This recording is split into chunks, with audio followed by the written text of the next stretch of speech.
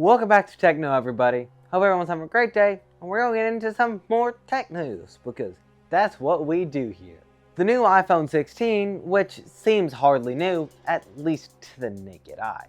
See, they actually have added some things. The keyword is some, but they've added some things. First thing being, they have modified the camera bump, allegedly, thanks to the leaks. They've modified the camera bump that'll make it be more DSLR-like. So maybe you won't have as much of a need, at least consumers won't have as much of a need, for a full-on DSLR camera to take pictures. And their iPhone can act as almost the same exact quality to most consumers. Now, there obviously are going to be like photographers who still can get use out of good Canon, Nikon, etc. cameras. Because you can't get an iPhone camera that good, but you can get it close. And if they're able to pull off this DSLR-like camera, that'd be pretty darn cool. And the other thing you need to know about the iPhone 16 is they might have slightly larger screens than their predecessor, the iPhone 15. And another thing is, I think the iPhone 17 is supposed to have a iPhone 17 Air, which would be a really teeny tiny slim little iPhone, because we need them slimmer, apparently. Google Gemini, Google's AI chatbot, AI voice assistant, AI coder, etc., seems to be their top priority, or at least that's what it seemed like at the Pixel showcase. Google had a Pixel Live event. Instead of just showcasing it in like show reels and stuff online, they had a live event showing off their brand new Google Pixel 9. But they spent the first half hour of this event just talking about the AI.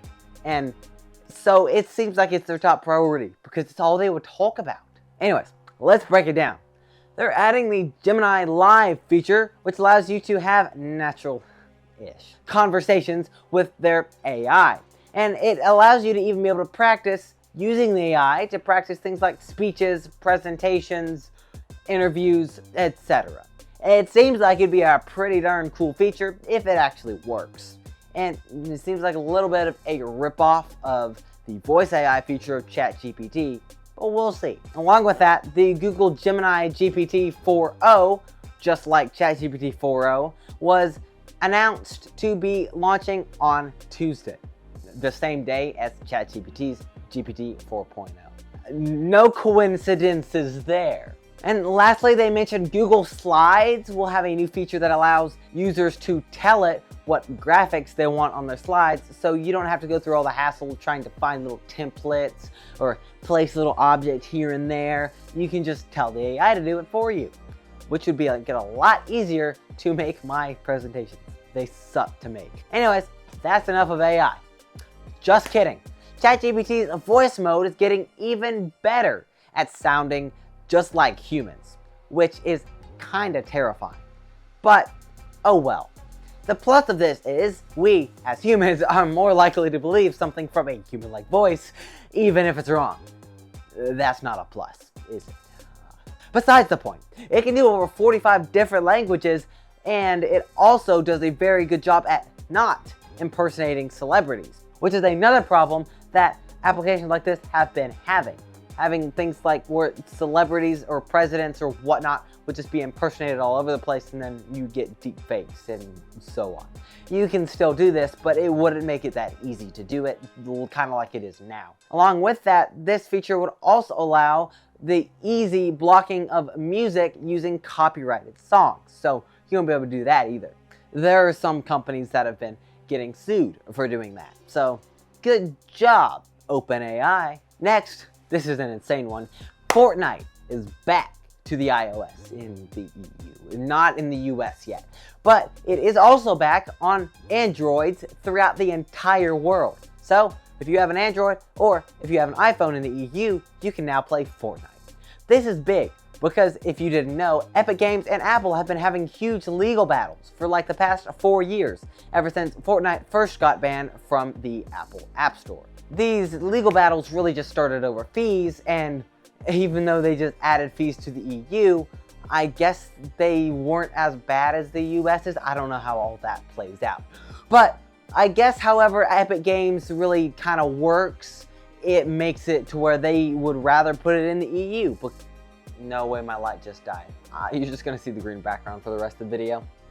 Anyways, the legal battles between Epic Games and Apple are hardly over, but I guess they might be improving if it's coming back to iOS in the EU. So if you live in the EU, good for you, buddy. Good for you. Oh, and Rocket League and Fall Guys are back too, because Epic Games owns those too, so those weren't allowed on iOS either. Now, let's speed it up a bit. National Public Data just announced that they have leaked millions of people's data, which includes people's social security numbers. Along with this, addresses, credit cards, and more were leaked in this breach as well. How do you even do that? I don't know. I guess they suck with security.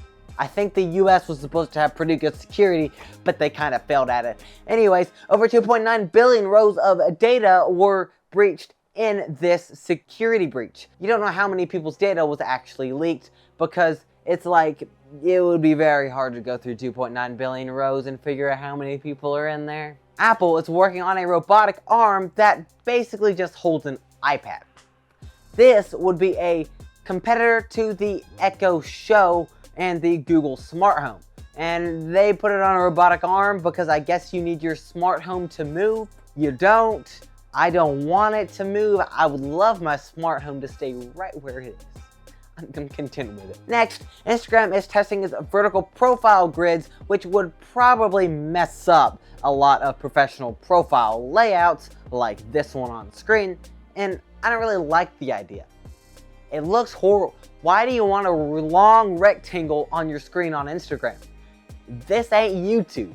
Next, Disney stated that if you sign up for Disney Plus, you can't sue them. Or at least that's what it seems like. Basically, a woman who visited Disney Springs died while she was there, thanks to an allergic reaction when she was eating at one of their restaurants because they didn't prepare it right. And, well, it had what she was allergic to, even though it allegedly wasn't supposed to. Because of this, her husband is suing Disney for $50,000 for damages. That's completely fair. But the lawyers at Disney said, you signed up for a free trial with Disney Plus. You can't do that. Don't laugh at my horrible voice acting.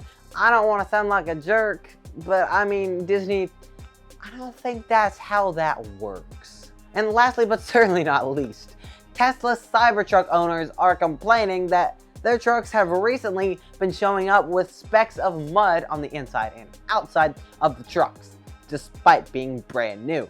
And this wouldn't be from when they were being transported, because you're not going to get mud specks on the inside of a Cybertruck when the doors are closed on the highway. That's just not how that works.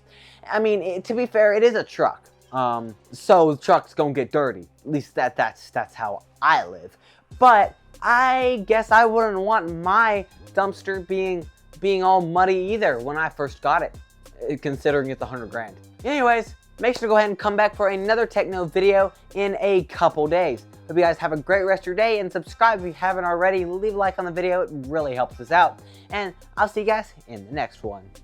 And the next one also will not have my lights dying while I record.